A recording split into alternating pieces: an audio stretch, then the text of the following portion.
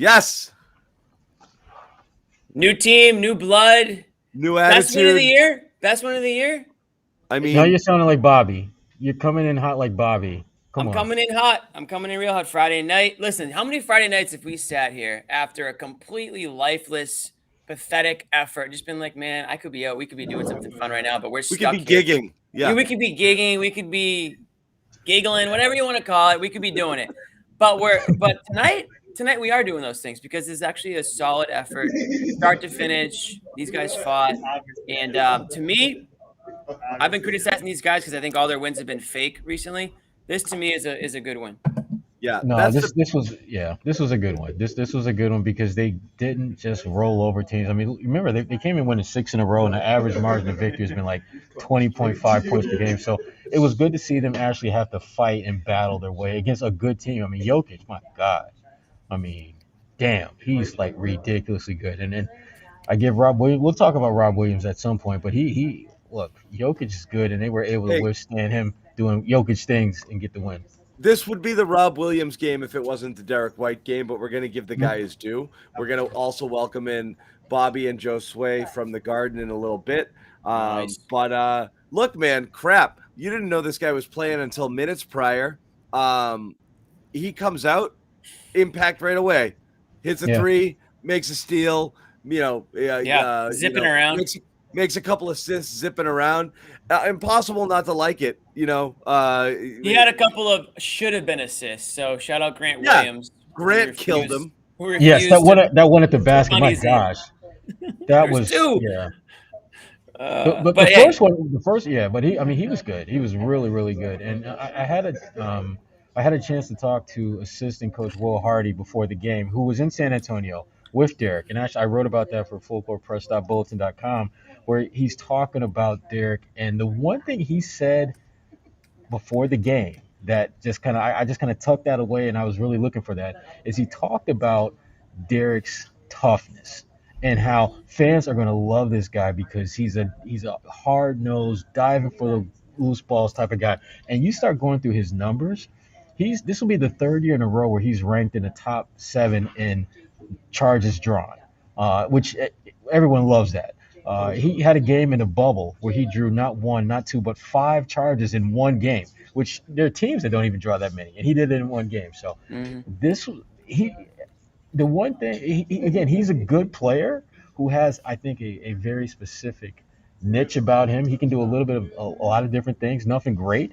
But when you look at his story, he's giving you what you need. He's giving this team exactly what they need at this point. So I thought Derrick White came as advertised based on the research that I did over the last 24 hours, talking to a couple people, watching all my favorite YouTube highlights. Came as advertised, came out there, provided a little spark, some energy all over the place. John already touched on little things that he did, but the best thing I think what White can do is just anyone who's ever been on a team or even in the workplace, you get the new guy in the office, or you get the new guy in the team. That gives you a little life, gives you a little spark, kind of gives you, mixes things up, and it might fire some guys up. I thought Marcus Smart tonight played with a purpose from start to finish. I don't know if that's a coincidence or what. I'm sure you guys saw that too. I mean, from the very first play of the game, I mean, he was diving on I'm not saying he doesn't usually do stuff like that, but it just felt like he came to play tonight. And great. I mean, if that's what it's going to be, if it's to Marcus Smart, a competition type thing, because I'm sure he knows that, Derrick White has some similarities to his game. And I mean, it's pretty obvious what's going on here, I think. So if that's going to bring out the best in everybody, great, because tonight they needed that type of performance, because anytime you're going against a team that has, an MVP player on that team, you need to bring it. And I thought they did. And there were points where they went down 10, and I was like, damn, it doesn't feel like they should be down 10 right now. And then sure enough, they would claw right back in. So I thought they showed some fight tonight. And listen, I'm not going to say they won because Derrick White joined the team, but I do think that had a big effect. And you can certainly see his value. He's a big guard. And he made some nice passes tonight. Those those passes that might otherwise be forced shots, he seems to see the floor well. And on the other hand, even though he didn't hit all his shots, he wasn't hesitating to shoot them. He got the ball at the 3-point line. He put it up, whether they fell or not. So it's good to see that he's a confident player, even though this is his first game and he probably didn't even know if he was going to play until we knew, roughly right, 30, 45 minutes before the game. So all things considered, I thought it was pretty solid. Not only did he play, Jimmy, he played like the amount of minutes you would expect him to play in a regular game. Oh yeah. Well, they weren't drawing plays up for him, but it just goes to show that his familiar and we haven't even talked about this, but let's be honest, Ime had to have a pretty big hand in this trade going down because of the history that he has with White, not only in San Antonio but with Team USA. So they didn't need to have this sit down meeting and here's what I think you can do for us type thing. Like they already know there's got to be some unspoken connection there. So yeah, I think he's easy to sort of slide right in and just play his game. Ime already knows what he's getting with him. Josue in the building. He also benefits from. What's up, fellas? What's going on, Josue? It's a party in here, man. Everyone's celebrating. Hang the banner. Not quite, but the vibes are there.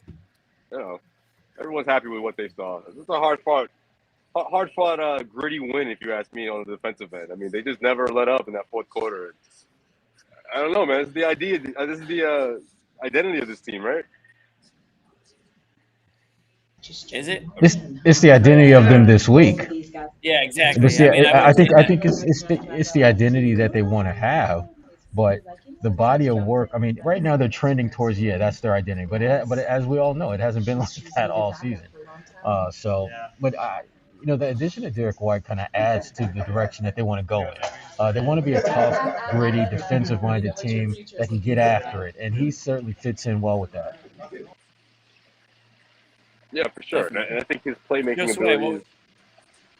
No, I was going to say I think his playmaking abilities obviously is a big part of this. And his threat from behind the arc. I know the percentage isn't great, but I think he's going to get a lot of open looks because of obviously guys like Tatum and Brown. And I love the one play in particular where Tatum tossed it from one corner to the other, and he, without even thinking, went right into a three-pointer. I think that's the kind of guy you want to. That's the kind of confidence you want to see in someone like that, especially in his debut. But not to mention the fact that it was easy for everyone to point out, and myself included, how low he's been shooting, from three this season. But for this team, the way this defense triggers the offense type of approach, he's a perfect fit. I mean, just like to quote Brad Stevens when he talked about helping his best players. Yeah, absolutely. I mean, Josue, did it feel? And I asked Sherrod this too. Did it feel like a different sort of vibe? Was there I think Sherrod, maybe, I forget if we were on camera or if this was before we went live, but was there like a buzz in there tonight? Were people kind of fired up for a new look here? I feel like there was. I mean, everyone saw the pictures of Daniel Tice being back in the mix. Obviously, his relationship with Rob, and people really enjoy that type of stuff. But he was he was on the bench. He wasn't here the whole game, but he was in the first half. And I think all of that was relevant. Everyone's obviously enjoying. It's somewhat nice out, for January or for February rather. And I feel like that was a little bit to do with this as well. I feel like a little more people, a larger crowd this time around, so that helped too. But yeah, you felt those vibes right away because of the trade. Everyone wants to see what this team looks like, and of course, I don't think most people didn't expect to see White tonight, but that's exactly what we saw. And those 8 points and 8 straight points was a heck of a start, heck of a debut, and I felt like that lingered throughout the course of the first half, a little bit into the second half, until the Celtics eventually shut the door. But man, Rob Williams, I mean, that's a guy who really got this crowd on their feet, man. That play, obviously, there's the big one down the stretch, but just time and time again, just beating the defender to the spot, and not only doing that, but triggering the fast break and then ending it on the same play. I mean, that kind of stuff, man. We have to start giving him more props for things like that, because you just don't see that across the league for big men across the league. And I know we had a conversation last time, or the last time I was on, about Rob potentially being that third star for this Celtics team, and he's continuing to show that. He's continuing to show more confidence and show more dominance, especially on the defensive end. This is what a third superstar looks like. You going against the league MVP. He's going to get his numbers, but damn it, you better contest. You better fight. You better scrap to hold your own against him. And Rob did that the entire game. I thought down the stretch he made some amazing defensive plays, some really, multi-effort, help side defensive plays that they're just a very select number of players in the league who can contest some of those plays, let alone actually complete them with blocks and things like that. So big game for Rob. Big game for him. Yeah, they were looking for him tonight. It feels like some games they do, some games they don't. Or maybe Rob was just being a little bit more decisive in calling for it, because it seemed like there was a little bit of a connection between like just throwing it up to him. You know what I mean? It's simple as that sometimes. Rob found himself under the rim, and the easy play sometimes is instead of to force a layup, if you have a guy you can just toss it up to and have him throw it down. I mean, he was throwing it down off of deflections. I mean, Jokic today even got a hand on one, and he still grabbed it and put it down. So he was definitely locked in tonight. So I just think it was one of those games where, for whatever reason, they came to play. And the Nuggets, I thought they played fairly well too. I mean, they were hitting some big threes, and Aaron Gordon seems to really be a force when he wants to be. That was a good pickup, and I think. Going back, I would have loved to have ended up with Aaron Gordon somehow last year, but that's a story for another day. But hey, for another trade deadline. Yeah, it's a story for another trade deadline. Hey, this trade deadline, depending on who you ask, this trade deadline was either much better or much worse than last year's trade deadline. Much better. Come on, no? Much better. I mean, I don't know how soon you guys want to get into it. After what we know now, with Fournier and all that. Yeah, guys, like I said, you're not going to know how good this trade deadline was until 2028. But honestly, like realistically, you're not going to know. You're not. I'm half joking, but you're not. No, you're thinking about that pick, well, obviously. But I am like crazy. I think that's lunacy, but that's not going to make the deal. If Derrick White is a really solid ball player, you're happy that you made the deal, but you don't know where you're going to end up. You don't know what the pick's going to be. I think most people have given up on Romeo entirely. That's fine. But ultimately, it's as much about that as it is what's the next move. Like I can't believe that this is the final move, and everyone's talking about. And again, you guys talked about Marcus Smart here. You guys talked about,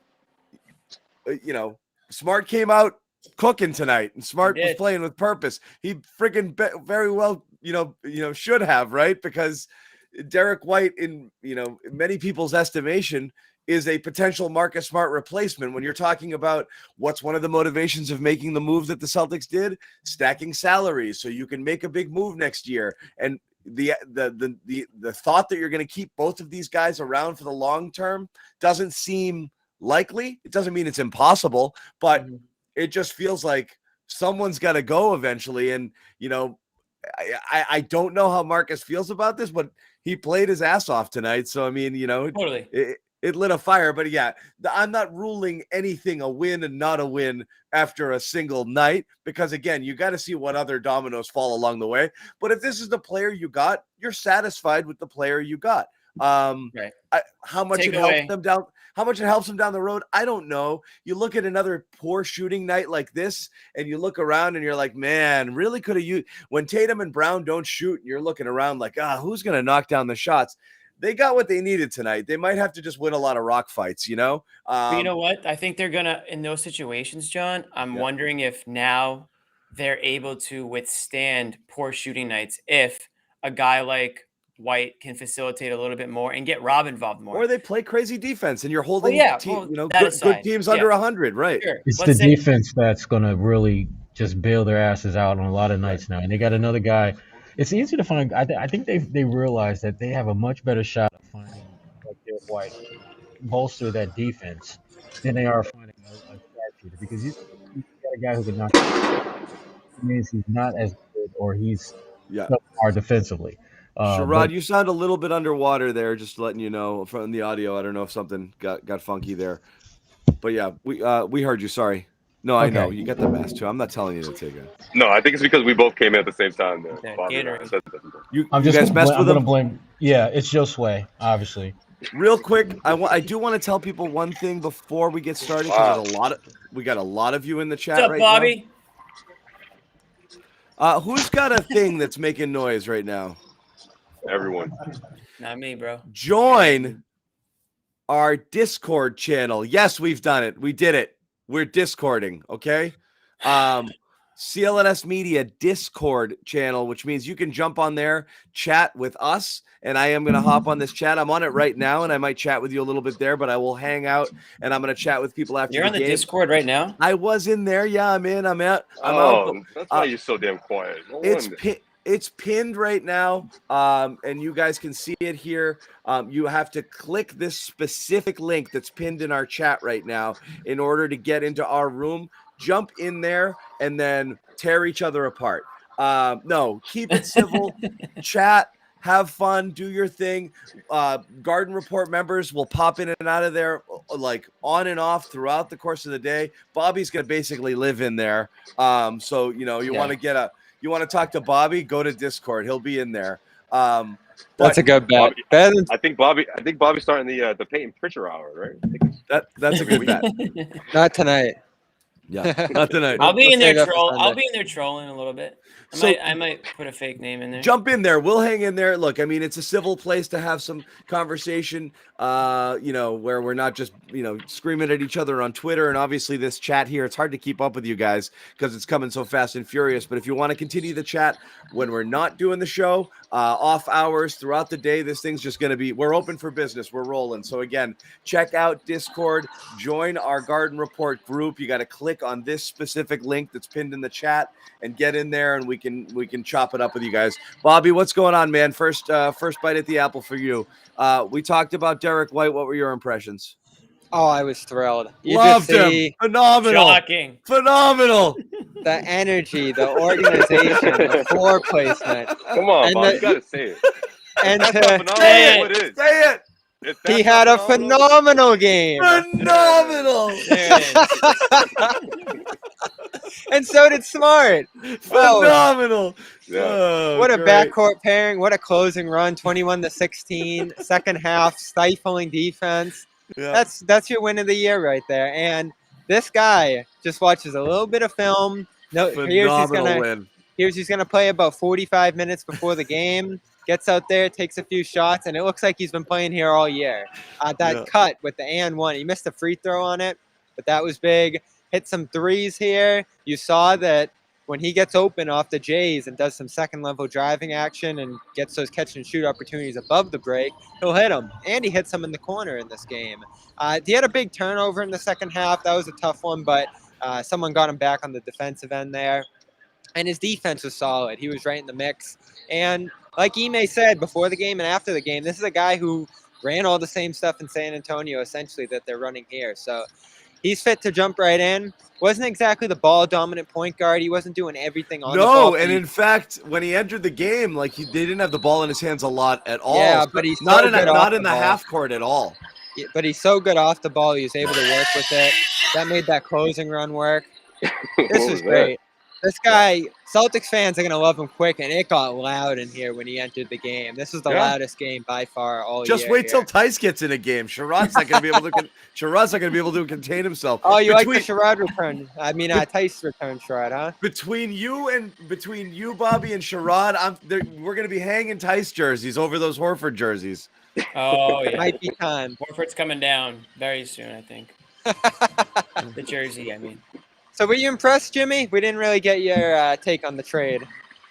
Yeah, so I mean, if you want to rewind, I was definitely skeptical at first on the trade. I'll be honest. I mean, similar to John's point of view, I think I texted you guys immediately my reaction because I couldn't join the show, unfortunately. But I'm still a little hesitant on the first round picks, giving them up just because you're so thin. Like after like 6 or 7 guys, just to have like capable NBA players to sort of round out your team, never mind your rotation. So that to me, it's like you really want to hit on a draft pick. But that aside, the player itself, Derrick White, I've come around on him in the last 24 hours just based on what I've watched and kind of like talking to a couple people who have watched him play a lot more than I have. So I'm pretty excited for what he can do for the team. I do have a lot of questions, like what's it mean? I don't think it's the final piece to the puzzle, obviously. I think it's almost like the first domino on whatever Ime and Brad are envisioning this team to look like over the next offseason. But I think I think he had an amazing first game. I mean, gosh, you want to compare his tenure to Evan Fournier's? I mean, it's already over. You know what I mean? So I like what he brought to them tonight. I mean, he came as advertised. You know, a guy who can play defense, who can sort of go up and down the court, whip the ball around, and he plays hard. I mean, he definitely plays hard on both ends. And I think, as I was telling these guys earlier, I think that kind of brings it out of his teammates. You know, when you get a new guy on the team or a new guy in the office, it kind of sort of like gives you a little pep in your step or whatever you want to call it. So I think it's good for the team short term, but I also think it's good for them long term. He might be the new Sparky, right? He might be the new, yeah. I mean, by default, he's Richard pretty Sparky, right? Yeah, absolutely. Yeah, I mean, I just think he honestly just, like I talked about in the beginning, he just fits the culture. He fits what they're trying to do. He can guard multiple positions. I mean, he's such a Brad/Ime guy. I mean, it makes sense. And then for the Celtics fans who aren't thrilled about Celtics essentially overpaying with the extra picks, and yeah, to a certain extent, they do have a good point. But at the same time, you have to remember that's, in my opinion, a representation of what we've been talking about all season long. One, Romeo's value out there, and two, right, that Brad's going to have to clean up a bit of what Danny did or the Celtics did with the picks in the past, and he's willing to overpay, which is something that Danny wasn't willing to do. If it's a guy he wants, if it's a guy who's going to be a direct impact on the team, not only just cracking the rotation, but being one of those locker room guys, then he's going to overpay. He's going to put first-round picks in there, and he will lose some sleep, like he said. But I thought that it was great for Brad to get out in front of everything and say, look, this is my guy. And yeah, I was willing to throw in a couple future first-round picks to get him, but trust me, like this is gonna breath of fresh air. Outweigh what people were being complaining about. Who are these pieces that you're going to be able to bring in with these little assets? And I think this is the best Brad could come up with. Imagine we were sitting here with the same team today and we said, oh, if they just did a pick swap, it would have been done, but they didn't want to do it. I'd be furious. You got to pay what it costs to get the player, and you're not always going to hammer another team in a trade. Sometimes you got to give them what they need. Look, it was a fair deal. We don't know if it's a fair deal. I think it's an overpay. You're going to have to wait and see how good it is. Oh, I think it's an overpay, John. Let's just say it right there. Let's say what it is, though. It is an overpay. We'll check back in when the Garden Report turns 10. Listen again. I think it's only an overpay because of that. Because of that pick swap situation. Fine.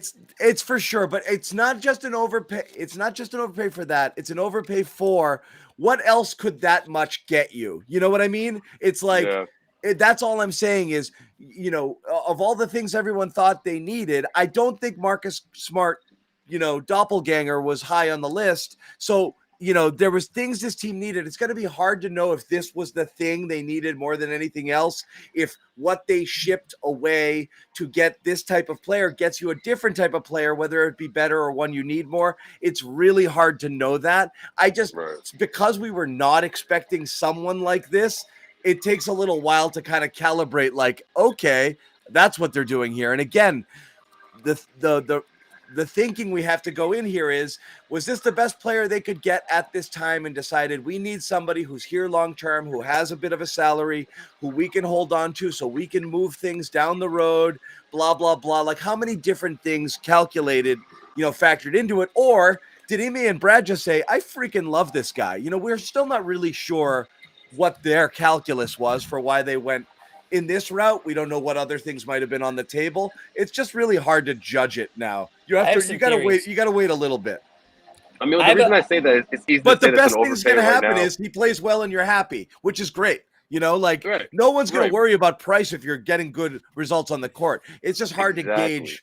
It's hard to gauge what else was available, what you could have gotten, whether this was the right move, whether you overspent yet. Sure. Right. Well, it's hard to gauge that, but it also, again, like I said earlier, it just speaks to the value of those picks and the value of Romeo. I mean, shit. Last week, Bobby put together. Romeo had zero value. Zero. Right. Exactly. Which is why you had to tack on 2 future firsts. But no, I mean, Bobby brought this up a week ago about getting Barnes, and we laughed at him with that package deal. If he had said White, we would have laughed just as hard. You're right, Josue. Exactly. You remember that? that it just goes to show you the reality check that the Celtics received probably a week before the deadline that said, look, this is our guy, and I don't really like anyone else. Or maybe I'm wrong, but, White had to have been at the top of their list. It's not one of their top options. And that's the thing. And that's so where I'll come back to. Like, at the end of the day, and I use this term, like, you think about it with any of the teams that you follow, the people who you pay to make decisions, you want above all else, look, it's their job to find the players. You want above all else them to love something, like, right. I love this guy, or you love to see when your team trades up for somebody, because that means I want that person, They why don't do just people fall get, for anybody. Right. Yeah, why do people get depressed when, like, the Patriots trade down in the draft? It was like, they didn't love anybody, so they'll just get value. And you're like, that's boring. But when you trade up, it's like, that's my guy. That's my guy. I love them. If you target someone, if they had targeted this guy, then you've got to say, okay, they see something, and you love that. So it feels Plus like this is an Ime and Brad sort of player, right? Yeah. Right. Sherrod, Brad said this morning he's wanted this guy for a while. Now, I've heard Brad say that before about Cornette, but we got Cornette in. Drink. I can't believe it took you that long to mention his name, Bobby. Yeah. Drink. But no, it is what he said. He did say that. You said that at the beginning of the season. Like, I wouldn't be shocked. No, I said, mark my words. I said, mark my words. Cornette will play a game in Boston this year. Well, now, he didn't play tonight. Yet. But he's here for the rest of the season, so he might squeeze one in. What a last great game of sign. the season, bro. But no, that wasn't my point. Brad said he's wanted this guy for a while, Sherrod. Now, I don't know how much he's been on your radar. I've seen people in the chat drop his name here or there. Obviously, Murray was a more popular name. Yeah, people said But Murray I could see it, because this isn't about going out and getting a player who's amazing and is going to be a star. Brad said it about 15 times this morning. It's the fit. We think he fits perfectly next to the Jays. Well, the thing that I think we have to be mindful of is that when they're putting this team together, as much as we talk about having a big three and having a great start at five, you're going to need really 7, 8, 9 guys if you're going to compete at the highest level. And he's a guy that you look at what he's done, you look at his story getting to the NBA Division II player, 1 year at Colorado, vaults into becoming a first-round pick, and has played in San Antonio system, which we know there's a certain level of mental toughness you have to have in order to survive under Popovich. And so that's a guy you want on your team. That's a guy that you want to be in the fold, because you know that when the going gets tough, he may not make the shot or get the big stop, but it's not going to be he's not going to pull a Ben Simmons and just mentally crater before your very eyes. So, yeah, that's a guy that you – and Jimmy, you kind of alluded to it earlier. He does have a certain Marcus Smart-like quality about him.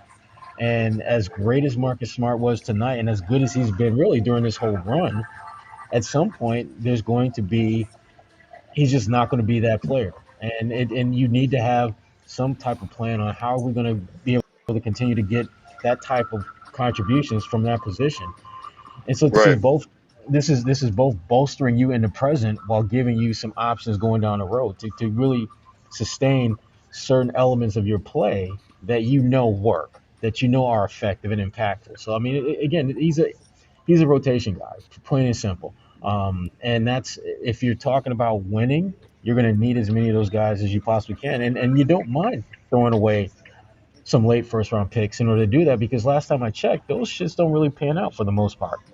If you look that's what the track record says. Yeah, I mean, if you look at the Celtics and you just look at really just the last 8, 9, 10 years, other than Jared Sullinger, maybe as far as a player outside of the lottery that they drafted that actually played well, and he didn't last terribly long. So I have absolutely no issue with Brad putting those damn late first round picks on the table and say, you take them.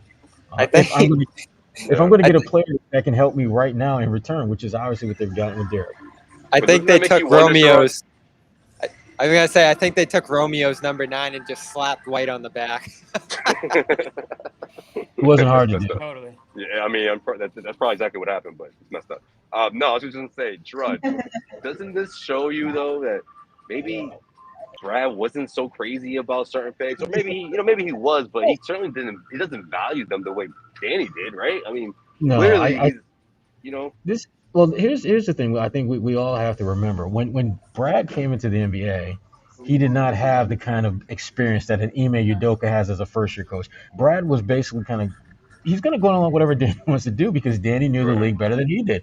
A completely different relationship he has with Ime. Both of them have been in the game long enough to where they can figure out what works and what doesn't work. And the one thing we do know that does not work, you're not going to win with late first-round picks.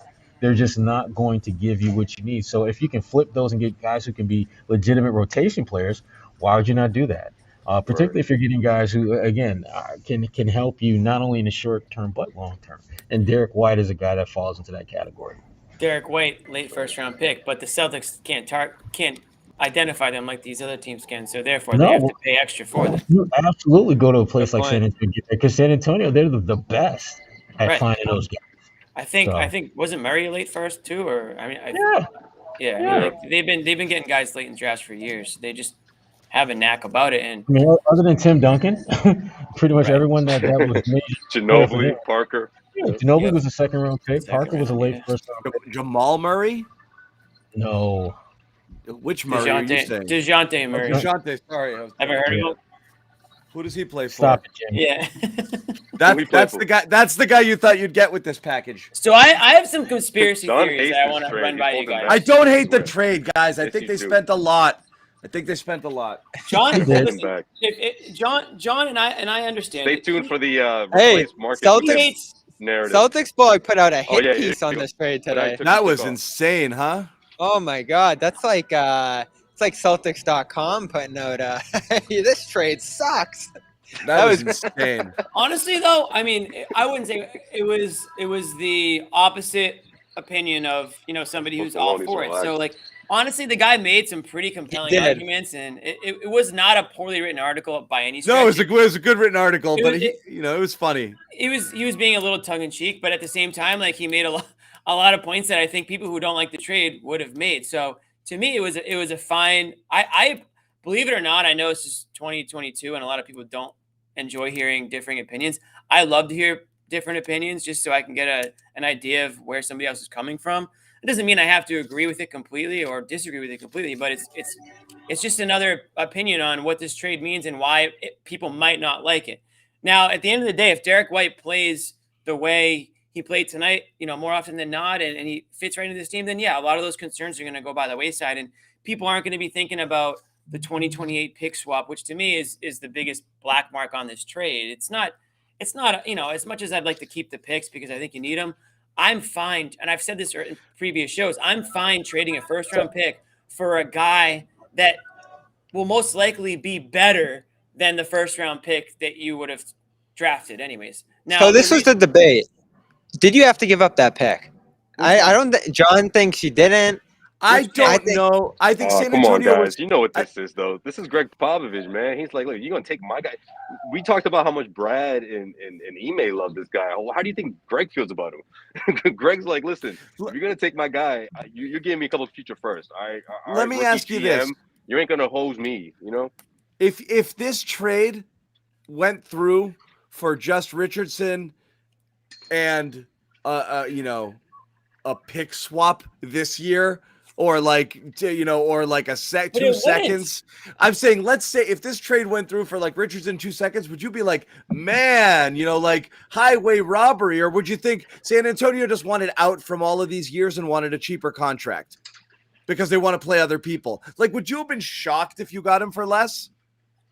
I mean, not shocked, but if he got traded, you just proposed, that's if this player got traded, the Spurs made a trade at all. They never trade. Yeah, guys. if this player got traded somewhere else for less, you wouldn't be like, "Wow, that was robbery." Like you'd just be like, "Oh, they traded that guy. They must have not wanted to pay him after signing him to a deal." No, you know what would have happened? You know what would have happened, John? He would have went somewhere for less. We would have said, "Wow, that's all it costs." Why wouldn't the Celtics have made a trade like that? That's literally what we would have said. If they came close, because we've said it before. Oh. We've seen it too many times. If he went to another team for just a first and, comparable player to Richardson, then yeah, we've been like, wow, the Celtics could have just traded a first and Richardson for it. John, you said at the deadline, they have to improve. They have to. They did. No, he didn't say that exactly. I didn't quite say that, but that's all right. That's not quite what I said. What I said John made is it pretty clear. The only trade John really wanted was to improve like in the long run, kind of. Like he wanted a couple of young guys that you can maybe like groom into something better. He didn't want to give up anything crazy. He didn't want to give up first round picks. So I see where he's coming from. Why he doesn't like it. The difference between me and him is that I'm a little bit less hesitant to hold on to some of these picks than he is, I think. So like I'm willing to give it up. It's fine. I don't get the pick thing. I don't get the pick thing. The other thing is this. The swap is kind of weird. The swap is ridiculous. I don't get people saying they're gonna bust the picks anyway. I don't get that logic, guys. I don't get it. No, that's flawed logic. To be that's flawed. They haven't made a guy who doesn't work here anymore drafted poorly before, so every draft pick after is gonna be bad. That's dumb. Stop using that argument. The truth is, that drives me crazy. It's a question of what you need. Well, the truth is, you need some of these picks because your roster is top heavy and you need to round it out with guys who might actually be NBA players down the road and might actually improve. That's how you form winning teams, like not just for a quick little window, but that's how you just keep it going. Now, that being said, I think Derrick White is a lot closer to what they were looking for than like what John thinks. John is basically saying there's no way they were ever looking for a Marcus Smart clone. Like why would they? They already have one. What I'm saying is, I think when Ime was in San Antonio, Derrick White was a point guard. It wasn't until Murray came on and really took over that point guard role where they moved White to a shooting guard. And maybe Ime says, you know what? I saw enough in San Antonio where I think we can have a better chance of making White into a more typical point guard than we can with Smart. So one of my conspiracy theories is that Ime was the complete driving force behind this to kind of get Smart out of town. I don't know this at all, but I'm just trying to read some tea leaves here and wondering if maybe him and Smart don't jive, and maybe this is just the first domino and Marcus Smart's the first guy out of town in the offseason, and they can easily replace him. That's my first conspiracy. See, I don't, Jimmy. I don't buy that. I don't buy that at all. Well, because it's a conspiracy. Right. Well, here's the issue with that. When you listen to Ime talk about what he wants to do out there, what he's looking for, Smart is kind of the blueprint. In many ways, when you talk about defense, you talk about toughness, you talk about grit and grind. So I don't see why you'd want to ridges, particularly when they've got a contract that's not like choking you to death, which Marcus' contract doesn't do that.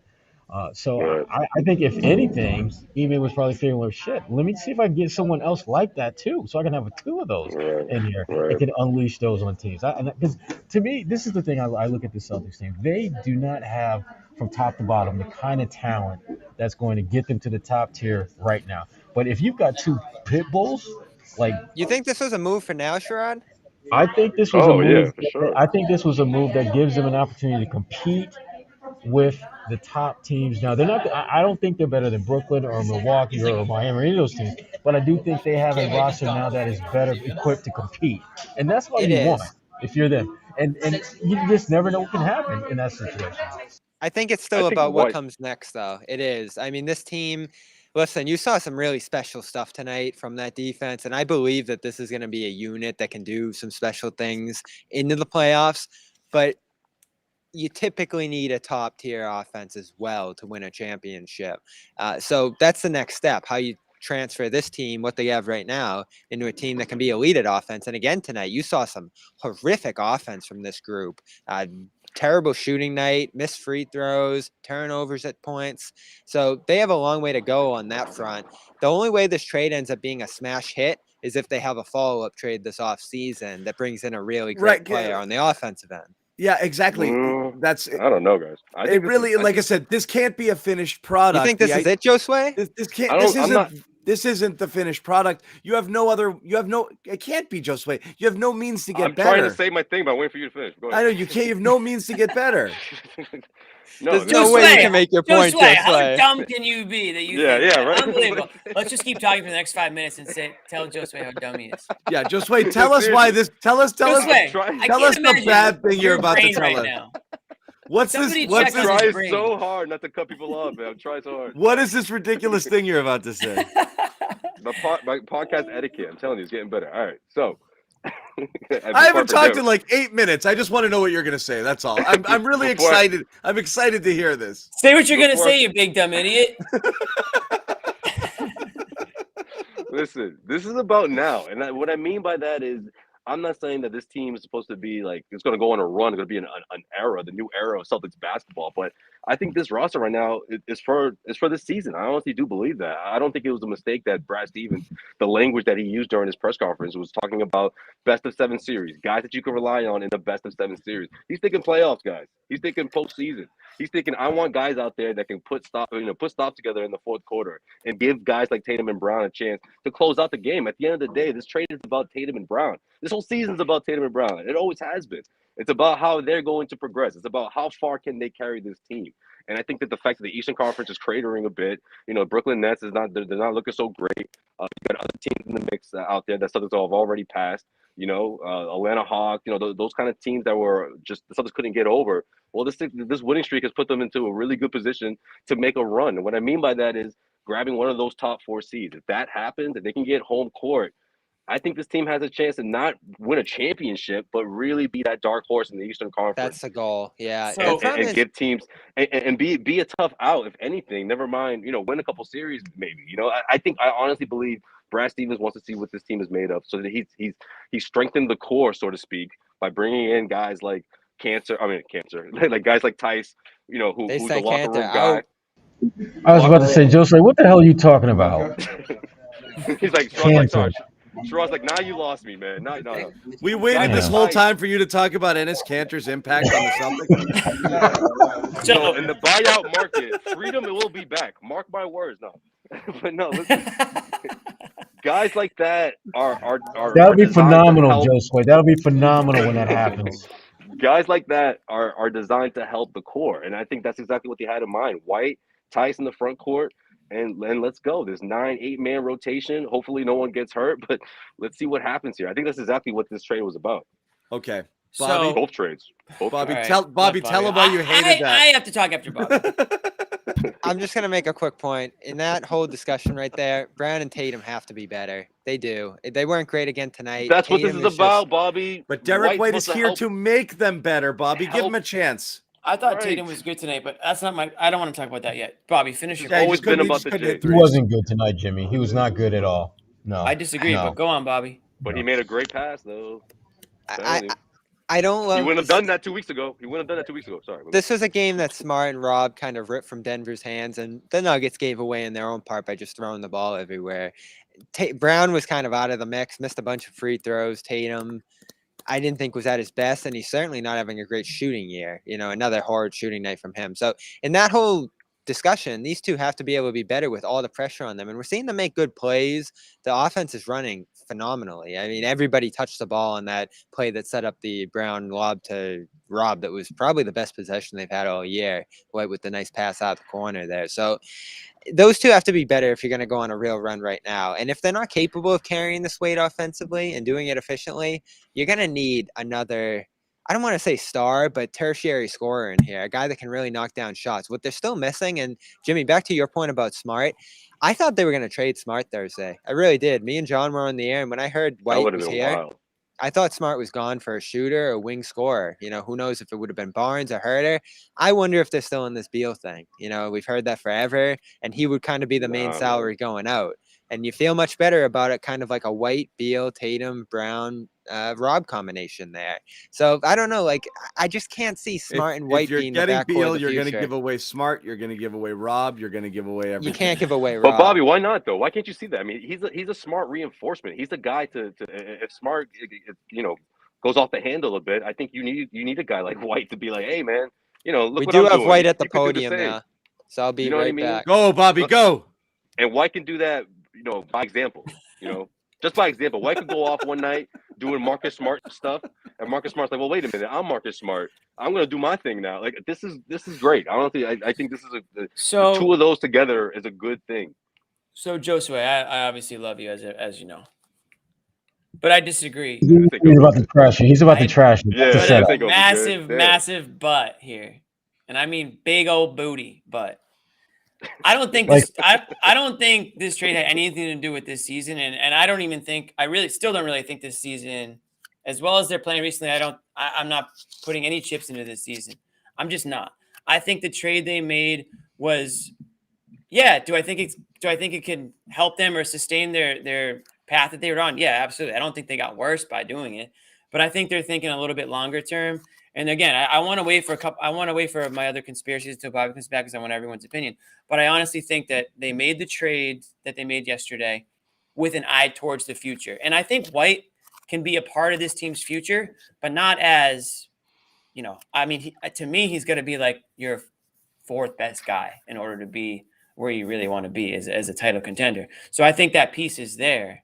But I also think that, yeah, I think he can certainly help this season, and him getting just him getting acclimated the rest of this season and getting involved and seeing how things work. Like that's what we didn't get with Fournier last season, and that's why it was so iffy whether or not they should re-sign that guy in the offseason, because he missed so many games. He had so many awful performances where he just went 0 for whatever, and you knew he was going to get $80 million, and I think the Knicks are kicking themselves for doing it.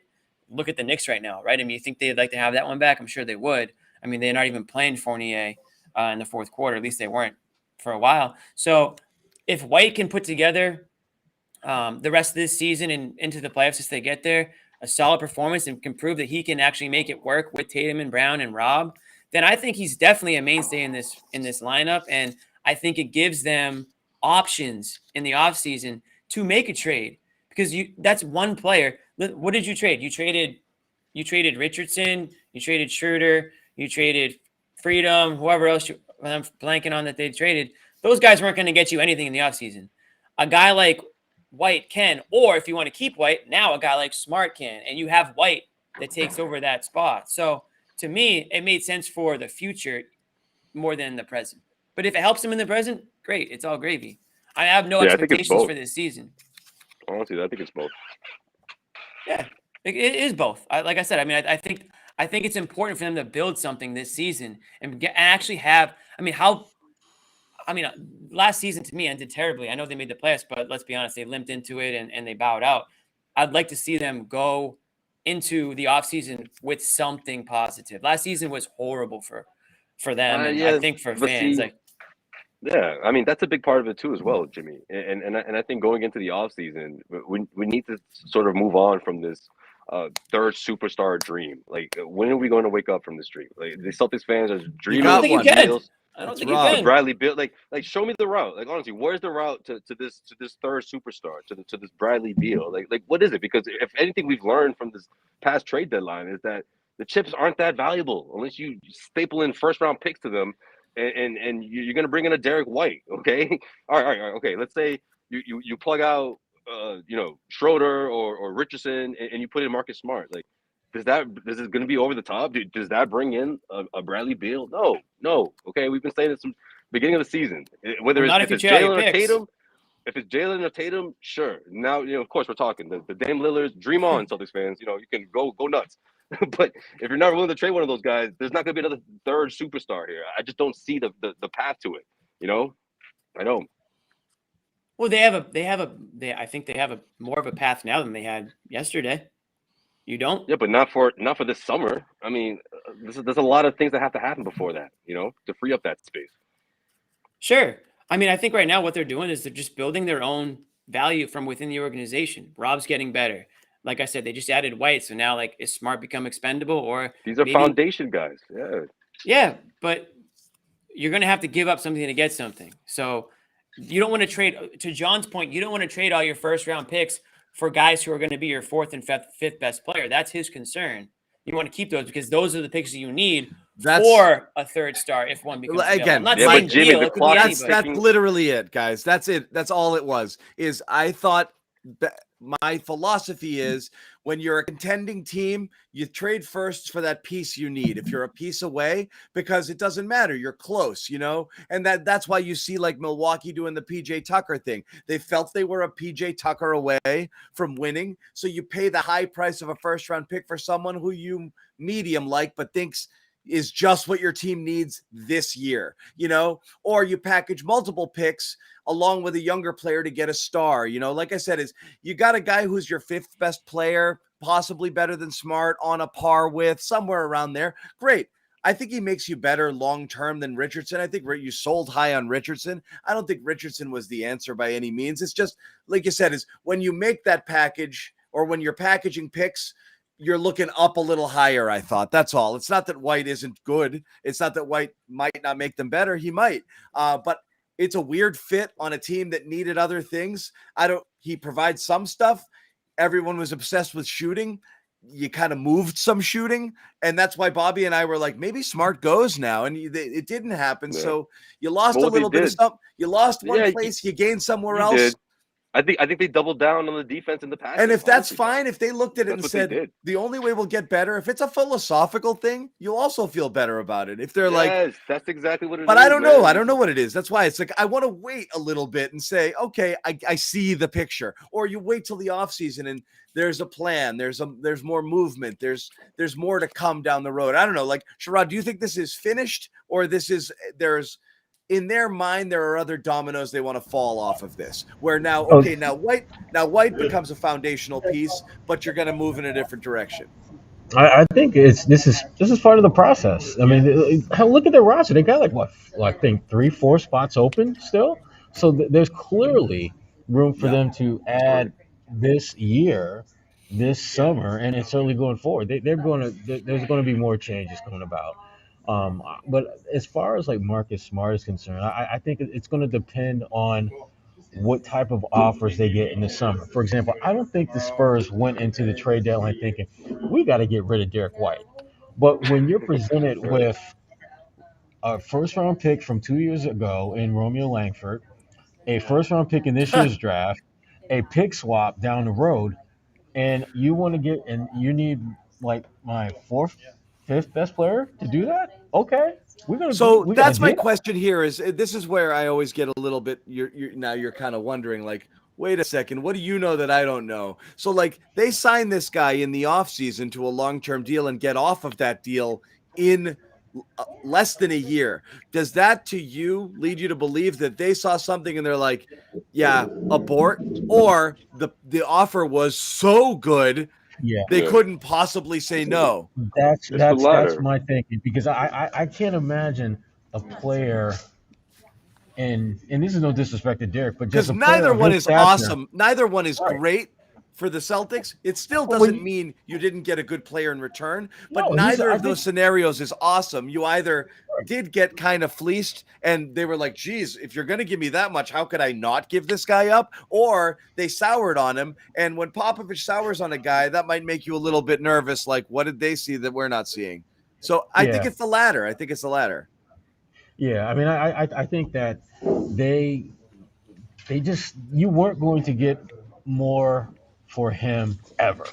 This was you're just. I mean, no one is going to give you a lottery pick from 2 years ago, a first round pick this year, and a pick swap, down the road for a guy that's like, a starter on a bad team, rotation guy on a good team.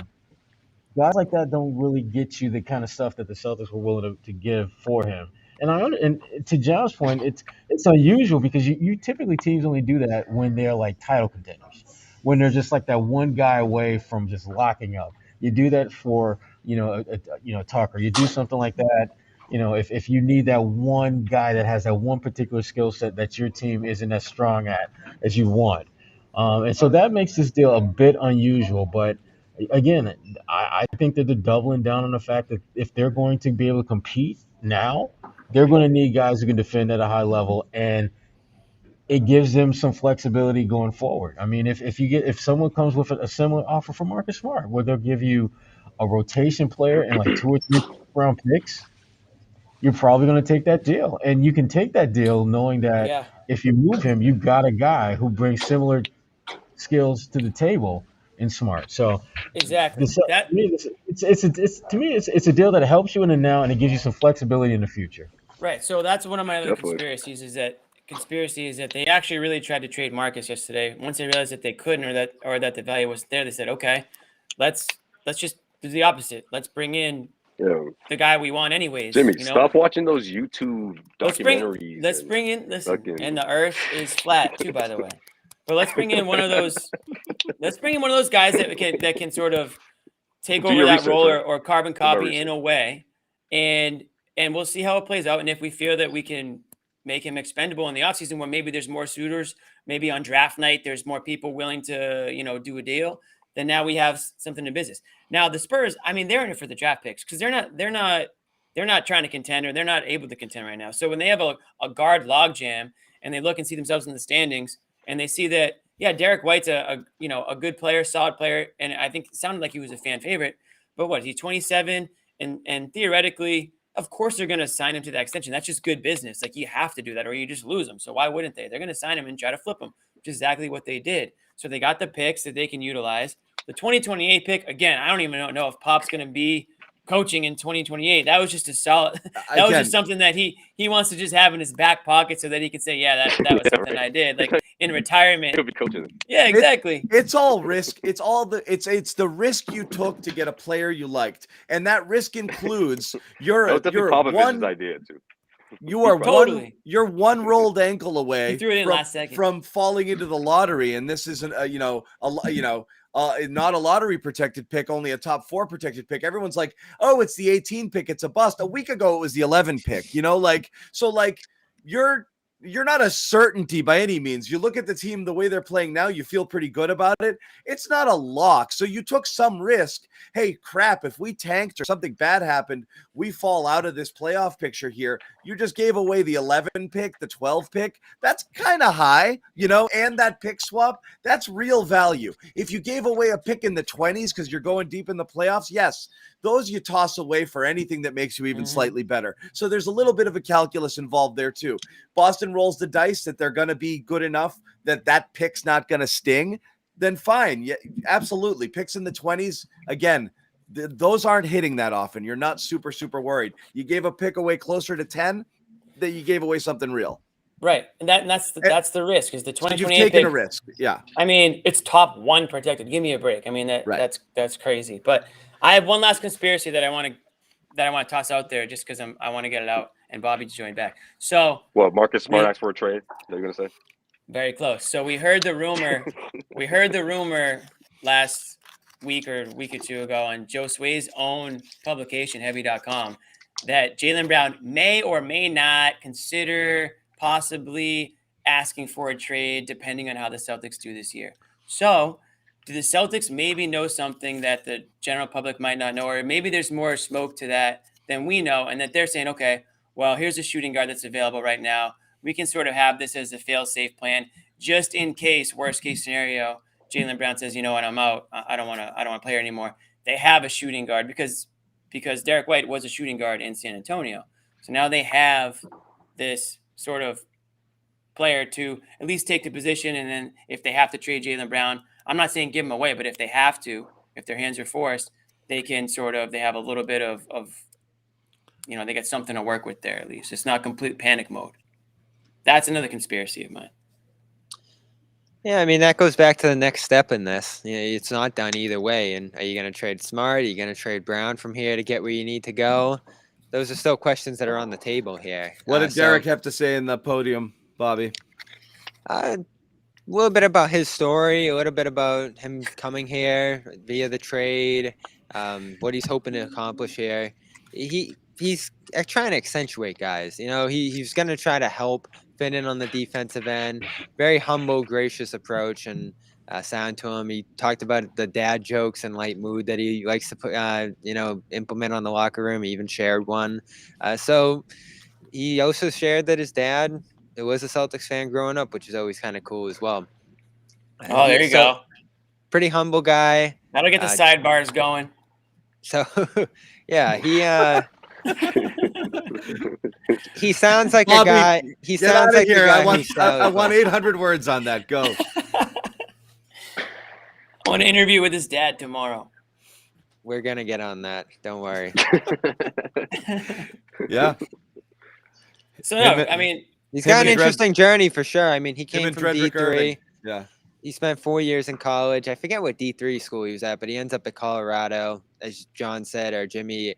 He's the late round pick with the Spurs there, and they eventually developed him over the first 2 years there. Udoka was there. Will Hardy was there as well, the assistant on the Celtics now. So he basically said, I know the training staff. I know multiple coaches here.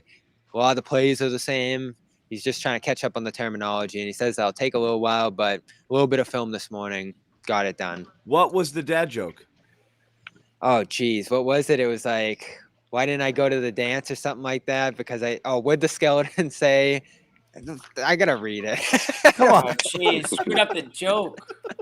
Oh. Yeah, I was like, you went right into it. I was like, you gotta really know this, man. I'm not a joke guy.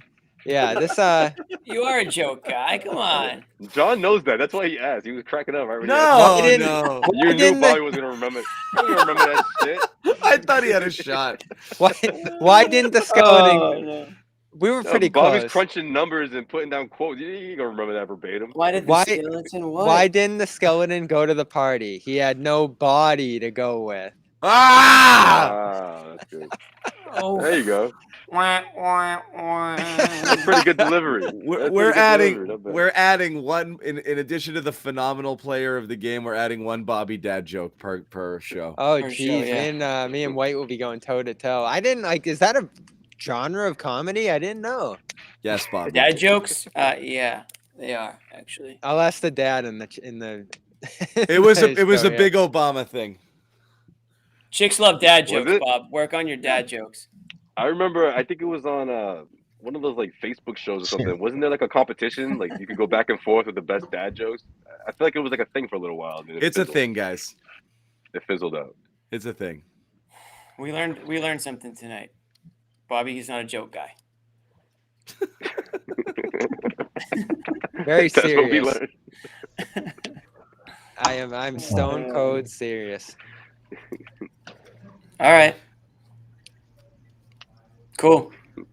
Yeah. What else? Sometimes did Derrick White say anything useful? Sometimes I try to make up dad jokes. I just said a lot. I just talked for like 3 minutes. Wait, You should know, Jimmy. These pressers aren't 15 minutes anymore. I know. Like in and out. 3 minutes and out. Yeah. Did he say like whether or not he was surprised he got traded, or like did he say he was like playing with Tatum? He was very surprised. I have a question. We will ask the questions. That's what the press conferences are like. He likes the talent in place. He's familiar with Ime, obviously, so he was very excited to see him become a head coach and now work with him again. So yeah, that's basically it. He's just really excited about the opportunity here. He was pretty shocked. He was pretty sad. Obviously, this is the franchise he was with for the first 4 to 5 years of his career there. So he's on to a winning team now. The Spurs are going in a rebuilding route. I'm like unnaturally. Yeah, where did he grow up though? Where did he grow up? Bobby's like, I do not make jokes. Did you just say I'm naturally funny? No, unnaturally funny. I do not make jokes. Yeah. Take your jokes. There's nothing I'm setting up. I'm not writing stuff. It just happens. Sherrod has done nothing but rub his head for like 25 minutes. This is true. This is true. Clowns. Every time we get around the 1 hour mark. Damn, why do I agree to this? They won 7 games, and we've got like amateur comedy out here, and Bobby's just crushing it. Have we even mentioned Rob? I think Rob just had the best game of his career. We tried, but it became the Derrick White hour, which is fine because it's the story. Everybody wants to see the first impressions. Yeah. People want to dunk all over people because he had a pretty good game. That's fine, but it was Derrick White. Rob was phenomenal. But again, we gave the Derrick White situation. This was like trade show continued. And he played great, so people are psyched, man. I mean, what do you expect? It's the defense, man. I'm telling you. It was the Derrick White show. But Rob was awesome. Ridiculous. I was afraid to bring up Rob because it would have looked like it was. We mentioned him earlier. Yeah, we mentioned him earlier for a bit. No, Rob, we were looking for him at the rim tonight. Rob got his boy back. Tice is back. Everything is right again. Al's still around. He's happy about that. Rob's got both binkies now. My Tice binky, my Al binky. Exactly. He was a little nervous. He's like, damn, I don't know if Al's gonna make it to the first, but he made it. And then he got a great surprise. Double down on the binky. Dan's coming back. Like, yeah, Rob, Dan's coming back. Like, oh shit. Like, he was pumped. He's pumped up. He's probably like, Dan, Tice, ready to start? I mean, that's like the kind of guy Rob is. He's very modest in what he's bringing to the table here, but his production has become outstanding. The rebounding. That modesty is going to getting kicked to the curb. Rob knows I'm the man. I'm the man. I mean, Tice, you're my guy, but you do know that. I thought his offensive rebounding. Right. really dug the Celtics back into this game on an awful shooting night. He had that short roll dish to Smart for one of the key baskets down the stretch, and that block. He had a couple big blocks in this one, but that block on, I believe it was Jermichael Green from the help behind side there. block. Yeah, the Yes. help Oh side block. man, Yeah. That changed the And then- game. He saved it along the sideline, threw it behind the back pass, and I don't think that turned into points immediately. It didn't. But the Nuggets were dead from there, and that was basically it for Denver's offense in the night. You know, they had a couple garbage points down the stretch, but they just shut down not only Jokic but this entire offense in the second half. And Rob, he's like the anchor of this defense at this point. We asked, could this guy become a great defender? He did that, and now we're seeing him become the anchor of what's one of the best defenses I've ever seen. Brad said it's the best defense he's ever been around, and I think this could be a special defense, like within the scale of like multiple seasons in this league. Right. Like this, they have everything. Right, Bobby. I'm not gonna go there. They're good now. They're very good now. But we've all seen, no matter whether you're talking about defense, whether you're talking about winning a championship, whether you're talking about keeping your core together, shit changes quickly. I mean, I'm pretty sure when the season began, Brooklyn had absolutely there was no doubt that their big three was going to make it through the entire season. And here we are, Harden's in Philly, and Ben Simmons is in Brooklyn. So things change quickly. I think this defense is very good now, and I think it is one of the better defenses that we've seen this team put together. But I don't see this as a dynasty-like group, because I think some of the pieces are going to be moved in the next couple of years. Well, Horford for sure. It's a great team defense. There's not a lot of like individual erasers, Right. you know, like Right. Smart obviously does a really good job checking his guy. I don't know that Tatum and Brown are shutting, guys out, but Rob is clearly getting in people's heads at the rim. The whole thing works tremendously together right great now. group that they got right And now. Horford's so smart, like everything works, and the switchability, everything. The pieces work together phenomenally. But Rob, the two things with Rob, he's been in people's heads for a while. I know, like sometimes rebounds can be empty calorie stats. Sometimes you're just grabbing boards, not around people. Some of his rebounds tonight were friggin' sick. Just straight up and down, out battling, over the top of Jokic, just snatching him out of the air, putbacks. I mean, he was a force tonight. He was a force. Yeah, especially battling Jokic.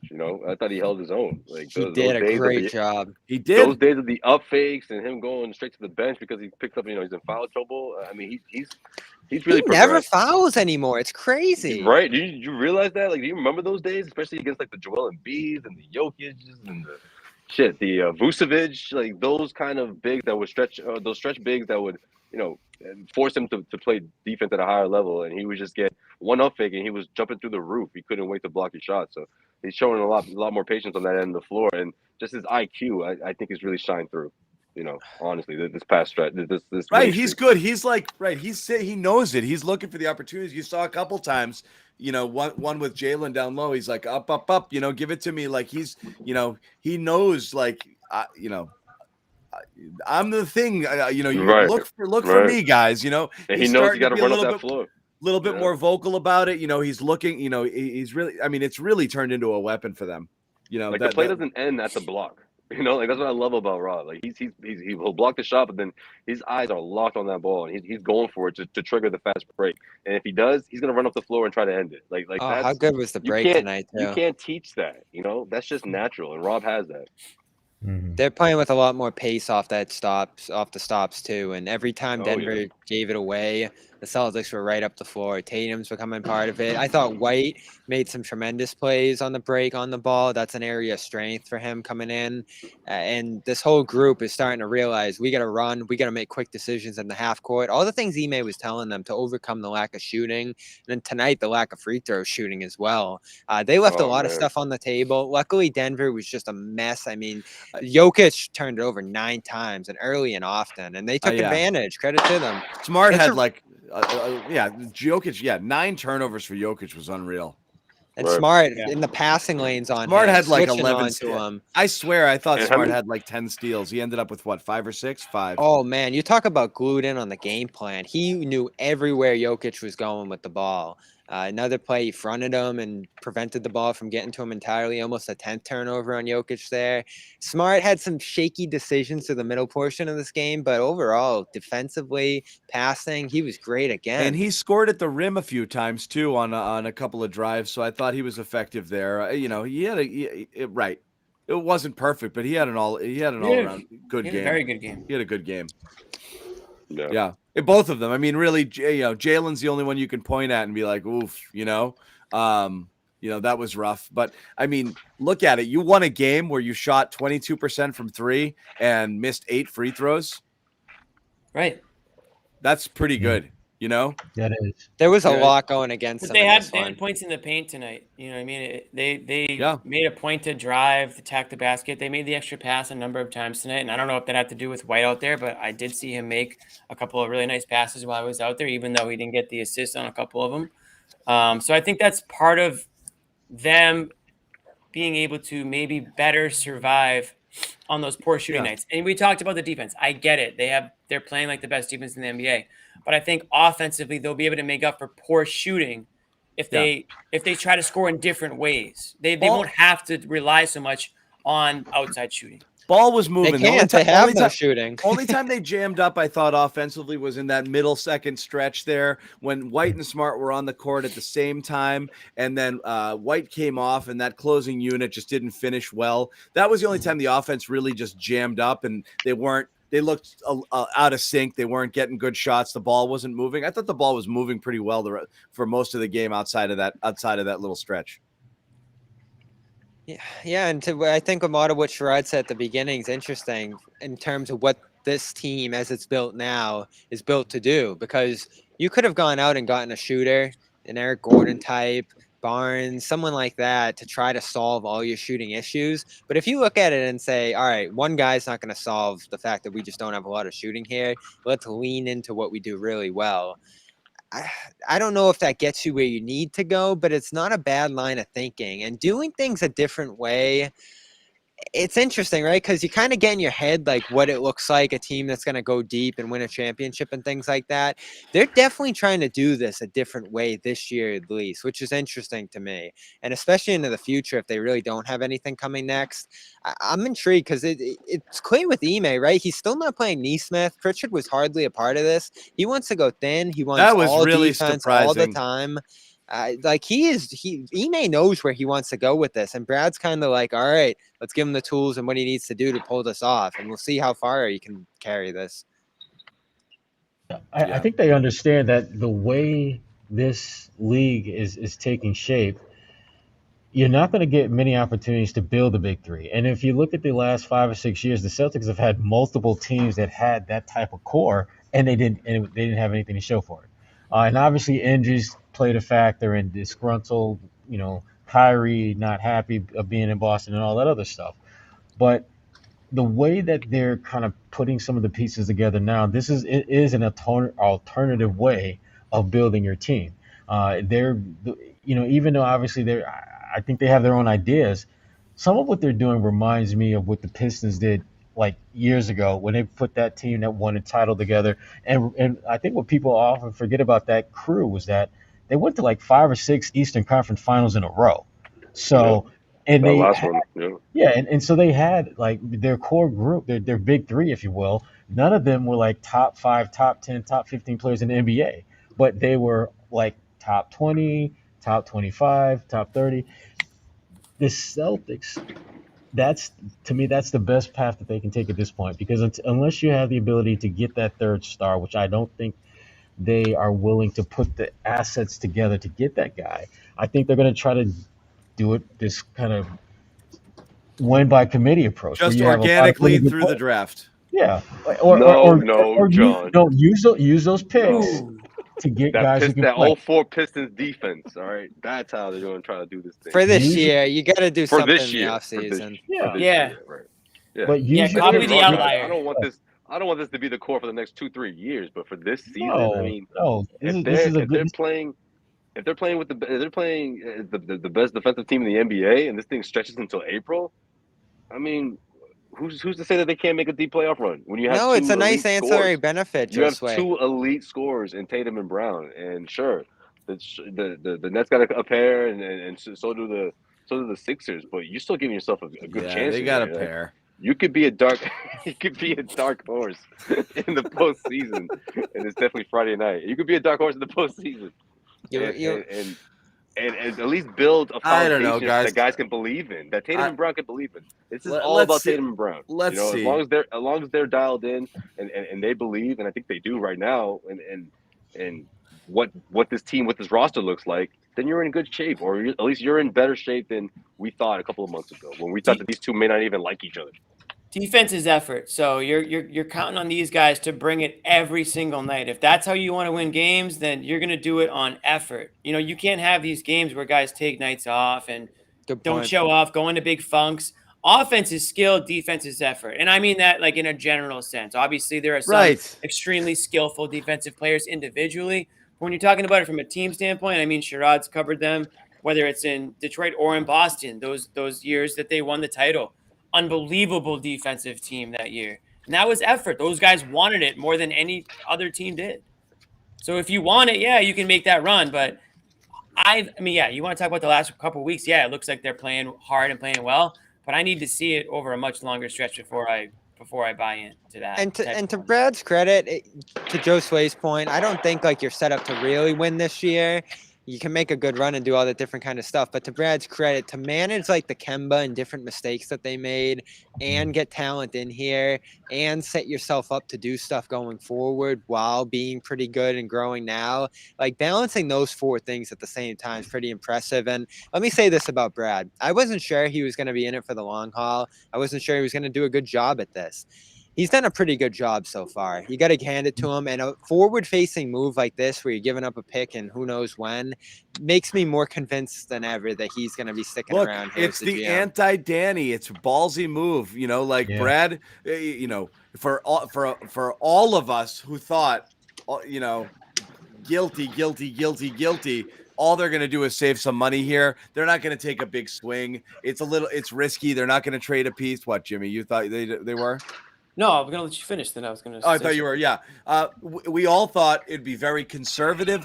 Maybe a small move here, cap saving. If they can move Schroeder for something that helps him, that was it. It's a big friggin' swing. So it's totally a departure from what Danny did. Everybody's been joking about, hoarding picks like Danny. Yeah, I don't think Danny does this deal. No way. No, he doesn't. I mean, think about this. Brad just dumped damn near half his roster in 24 hours. I mean, that doesn't happen often in the NBA, and damn sure hasn't happened often around here.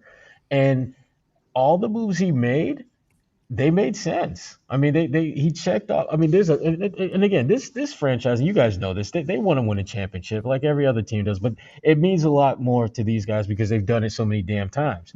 There's a lot of boxes they got to check off before they even can sniff a title. And I thought by getting rid of basically half your roster, they checked off quite a few boxes. They still got quite a few left, but at least you can see that they're heading in the right direction with this roster and this team and the coach and Brad in his position as GM. I think we got to emphasize this too. And real quick, Jimmy, they were dead in New York a month ago in that Knicks collapse. To be back on their feet is pretty impressive.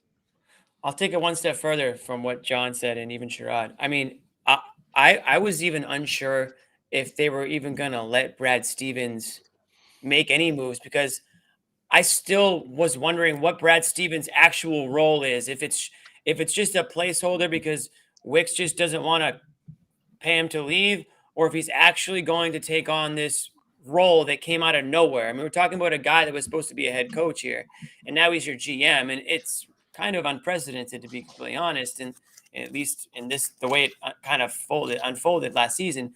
So for me, it was to see him be able to make those moves tells me that Wick actually is going to plan on this guy being around for a bit. You don't let Brad Stevens trade your 2028 pick if you don't think he's going to be around for a bit, because otherwise Brad Stevens might as well trade 2027, 2026, 2029. I mean, why stop there? I mean, right. That's the thing is like, you're not doing that for the next GM. You know what I mean? Is like, so that obviously says something. There's a lot of people who might've thought that he's a placeholder, Yeah, exactly. I'm done with that. I think he's I totally did until yesterday. He's getting paid because he was getting paid, and he's there to just kind of just manage the ship and hand it off later on and not do anything drastic and keep him under the tax. It's not the case. He took a huge swing, you know. Listen, I'm still dubious about the story. It was the succession plan, and Danny was stepping away, and that's it for him. No, but it can still work in a roundabout way, which is right, fine. The story is BS for sure. So cool. Anyway, big one on Sunday against Atlanta. Tuesday, they're gonna see Philly and Harden's debut. The tests are gonna keep rolling here, so this is definitely kind of a its point for them. I would like to see it is on the small bummer side. It is strange still 7-man rotation. We did say maybe the Romeo clearance was a path to Nesmith minutes, and thinking he'd have to play some, and it's still not there. I wrote that this morning. I might just dump that piece in the trash. You know, we've all been there, Bobby. Please don't everybody in the chat freak out and say these guys love Nesmith. We don't. We just thought the math worked out that way. You know, if it didn't happen tonight, it's not happening. If it didn't happen tonight, it's not happening. Right. I'm sure fans are exaggerating, but you know that Celtics blog piece, people must be like, oh well, how you feel about White now? You know, the knee jerk reaction. I'm sure he's hearing. Oh yeah, there's gonna be a lot of dunking, and if he comes out next game and goes 1 for 7 from 3, you know, everyone will be like, dude, he can't shoot. So like, everybody chill. You know, so where we live in. Yeah, just everybody chill. You know, in the meantime, enjoy it, Celtics fans. Exactly. Enjoy it. Awesome start. Big win. Win against, I mean, there's no Murray, but it doesn't matter. That's who they've been all year. They've been a really good team this year. They've been a really good team, and you beat them, and the MVP, right? And Jokic, like, he's right up there. So. And that's the second game in a row. Remember last year, Jokic just kind of friggin' decided he didn't want to play against Boston. This is the second game in a row. He's not given his A effort, you know, or not. Or either he's that gassed, or got, man. Either that or got taken away from him. Yeah, I think he was gassed. I think he was frustrated. I caught him a few times, after turnovers, obviously, but it was just like the shaking your head and holding it. He is carrying. I don't think I've ever seen. Has a player ever carried the weight he does, John? I can't think of another. He's not that big, dude. No, not like weight on his body, weight of the team, weight of the world. I thought you were calling him fat. He used to be fat. He used to be fat. No, the responsibility on his shoulders. Yeah, he has a lot of it. Embiid has a lot this year, you know? Yeah, that's a good point. Yeah, but Embiid had just a point guard. Embiid had a lot this year. His reward is James Harden now. Yeah. LeBron, LeBron pretty much every season. I would pick Embiid, but man, when you talk about like most important to their team, when he's on the floor, they're great. When he's off, they die. It's unreal, this like on-off stats with him. Yeah. Yeah, we love it. What we also love, Discord, right? We love it now. Yeah. We'll be jumping in. I'm gonna jump in there. I'm gonna go hang out, and you guys can yell at me. I'll hop in on the train. Some more. We keep it civil. We don't want people. Don't be mean to each other. Everybody. It might get wild. It's gonna be a happy night. Yeah. No, that's good. It's good. But disagree with people. Don't call them names. Let's just hang out. Okay. We don't want anger. We made fun of you today, John. What happened today? Something happened to you? No. I just don't want people just tearing each other apart. Don't hurt John's feelings. Yeah, I got No, don't hurt each other. Don't hurt each other. You can yell at me. You can call me anything. But don't nothing you haven't heard before. Yeah, don't go at each other. Be nice to each other. Be nice to your neighbor. But hang out there. Join it. The invite to our garden room group here on Discord is pinned in the chat. So access it that way. We've already got a couple hundred people who jumped in there, which is great. If you guys want to hang out, I'll hang out, chat with you a little bit. Like I said, yell at me all you want. Bobby might jump in. We'll see what happens, but we're going to give this a try, and we're going to have this thing rolling as just another thing we do. We'll also try to hop on Spaces again sometime soon so we can chat with you guys. Bobby and I jumped on prior to the trade deadline. That was a ton of fun because that was like breaking news. Like stuff was happening while we were on there. It was great. Yeah, we're gonna let people into our normally private group chat. We're gonna unleash it to the world here on Discord. It is. But what we say, right? what's funny is like, Look out. you know, we're like a 12 out of 10 on the group chat, and we bring it way down for here. So if you guys think if you guys think some of this stuff is outrageous, oh my God, you don't want to window into the madness that goes on off of that. So again, check it out. We just put it up again. Garden Report has decided to join Discord. You should too. Stay in touch with us here. Get alerted to special announcements. There is the link. Download the app. All you kids are already on it. I know it. Everybody's doing it. So again, check it out. We just popped it into the chat again. So please jump in there, join us, chat. Guys, final thoughts before we wrap? Keep the defense up. I don't want to hear any matinee excuses on Sunday. None of that. Just win. Just win. Right. My final thoughts. Derrick White, good first performance. I'll say that. I think the hair. I think he might need to shave his head. I think the hair is kind of outrageous. I love it. I love it. The hairline is creeping back. Sherrod, you know what I'm talking about. Wow. Oh man, Jimmy, you don't want to go down that road, Jimmy. All I'm saying is, when you talk about his hair, I think about him and Trey, who's going to be in the building. Yeah. And I'm not sure who needs a trim more, him or Trey. No, Trey's it's close. That thing is It's close, man. Hey, it works for them. You know, don't change what's working for you. You know that thing's receding. That is receding though. Yes, it's gonna happen at some point. It's gonna have to happen. Just come on over. I like D White's. I like D White's hair a lot. I like Marcus when he really puffs it out. I like all of that. Bring it. Bring the hair. I like the hair game. Hair's tight. If you have hair, if you have that much hair, you should celebrate it. Okay? Absolutely. Yeah. I agree. I'm glad it's not the hair. It's the hairline. There's a big difference. Let me ask you this. We didn't get into this now. It was Derrick White played the last, I think, 17 minutes of this game. And again, it's just insane where like your closing lineup, your starting lineup does not close games. Are you convinced, guys, they stay with the Horford double big starting lineup, or they put White in there at some point? Nope. They're like plus 30 per 100 with those starters. You just can't argue with it. It's insane numbers. Yeah. I honestly I thought they were gonna maybe make the change tonight. It would just been an easy one, but oh well. Yeah, I mean, just play with it until.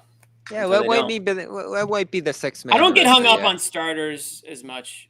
He should play a lot. He played a lot. It's clearly the closing lineup. Everyone said, okay, because I mean, look, what were they doing before? They had started going to the Jay Rich closing lineup, and immediately on night one, with no preparation at all, White slid in and not only closed, he played the last quarter and a half, straight through. So that's clearly the closing lineup there. I mean, most nights, and it was good.